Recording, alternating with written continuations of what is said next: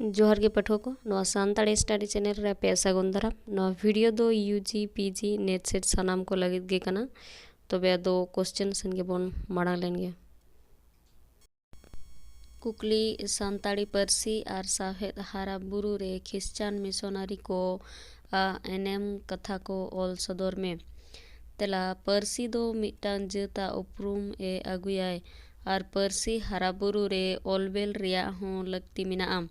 ऑलबेल बांग ताहेलेन खान परसी रिया अडी दुरीब गे अदोआ आर ऑलबेल तलाते जहा दुरीब तेया उना गे सावहेद दो मिटान जत सावता अरिगे कना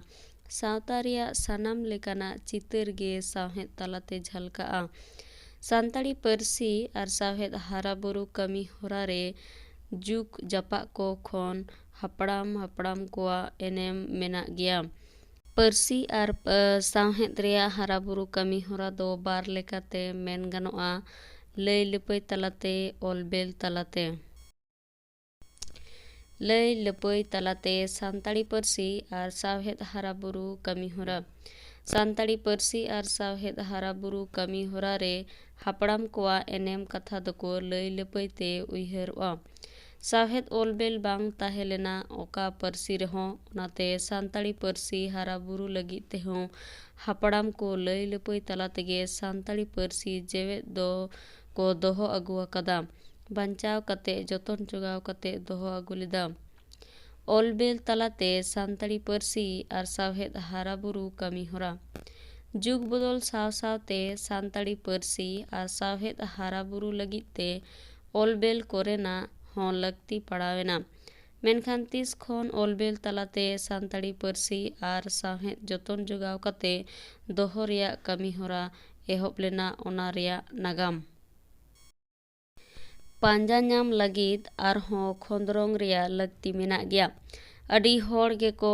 मेना जे क्रिश्चियन मिशनरी को गे पोइलो ते सानताड़ी परसी आर सावहेद हाराबुरु लगित ते ऑलबेल कमी होरा दको एतोहब लेदा सानाम सान्ताड़ को ईसाई धर्म रे अगु गे क्रिश्चियन मिशनरी को दो मारांग जोस दो ताहे कान तकवा ओनाते अडिगान क्रिश्चियन मिशनरी को गे अडिगान सान्ताड़ी अतु को दाड़ा कते सान्ताड़ होड़ को साव मेसा कते सान्ताड़ी परसी ते रोड को सेड़ा लेदा सान्ताड़ सावता रेया लाय लाकचार अरिचाली हों को चेत लेदा सानताड़ी परसी आर सावहेद हाराबुरु रे जहाय क्रिश्चियन मिशनरी कोआ एनेम मेना उनको कोआ ᱧᱩᱛᱩᱢ दो को हुयो कना रेवरेंड जे फिलिप्स इलियंस EL Puxley Reverend WT Storrs FG Man doctor CR Lepsas Reverend FT Cole CH Bompas LO Skrefsrud road doctor GR Grierson Scottish PO Bodding Reverend R Rosenland Andrew Campbell एमान को Reverend J Phillips R Illinois NM सान्ताड़ हपन कोठेन ईसाई धर्म पासनाव गे Christian missionary कोआ जोस दो ताहे कना ओनाते सिंहअत दिसोम रे एमान ठाव कोरे मिशन को तैयार लेदा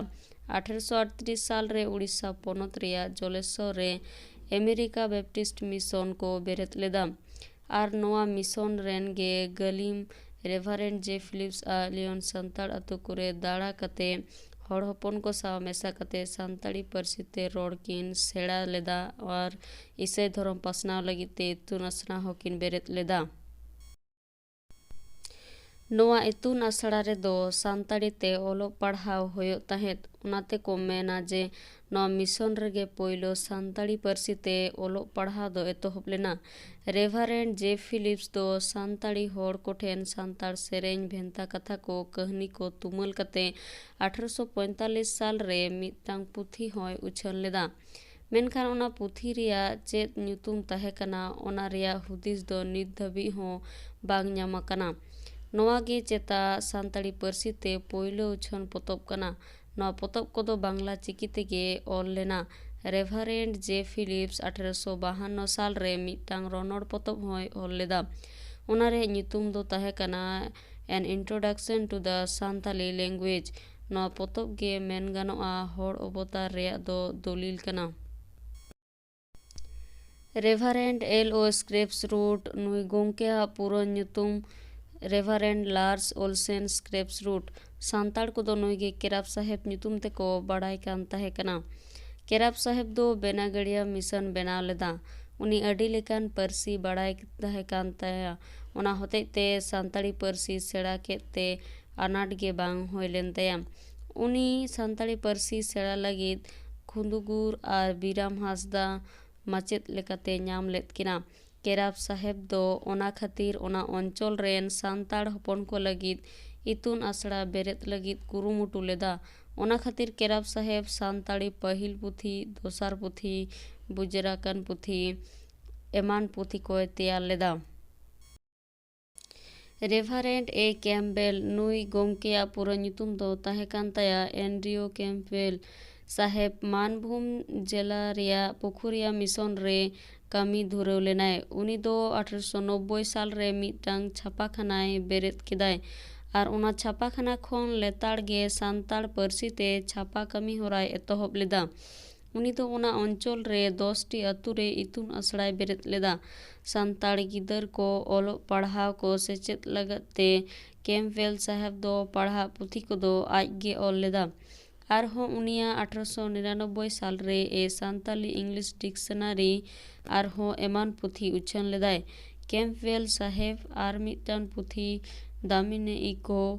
ᱧᱩᱛᱩᱢ ते ओल लेदा। 1885 साल रे छापा सदर लेना। रेभारेंड पी.ओ. बोर्डिंग नुया पूरा ᱧᱩᱛᱩᱢ दो ताहे कान ताया रेभारेंड पॉल ओला बोर्डिंग साहेब। उनी दो सानताड़ी पार्सी सावहेद चेतान जहाँ तीना ए कमिया कदा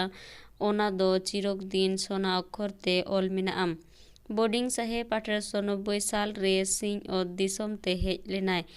14 बार लेका सानताड़ी पार्सी सावहेद चेतान रे कमिया कदा। उनी दो बेनागड़िया मिशन प्रेस खोन होड़ हपन रेन पेड़ाम ᱧᱩᱛᱩᱢᱟᱱ पाथाम हो लेताड़ गे उछन कान ताहें। 1890 खोन 1904 साल धाबी हापित ताहे लेना आर 1922 साल खोन ओना पाथाम गे पेड़ा होड़ ᱧᱩᱛᱩᱢ ते उछनों कना जेलेका कुकली पुथी 1899 साल रे आर सेरेंज पुथी 1912 साल रे उछन लेदाय। वीडियो तो नोडे गे मुचाद एना वीडियो नेल लगित सानाम को गे साय साय सारहाव आर हो जाते नोंका गे नवा वीडियो हते आपे को तालाते सेटर दाड़ेया ओना लगित वीडियो तो जस्ती खोन जस्ती लाइक शेयर और सब्सक्राइब तबन पे।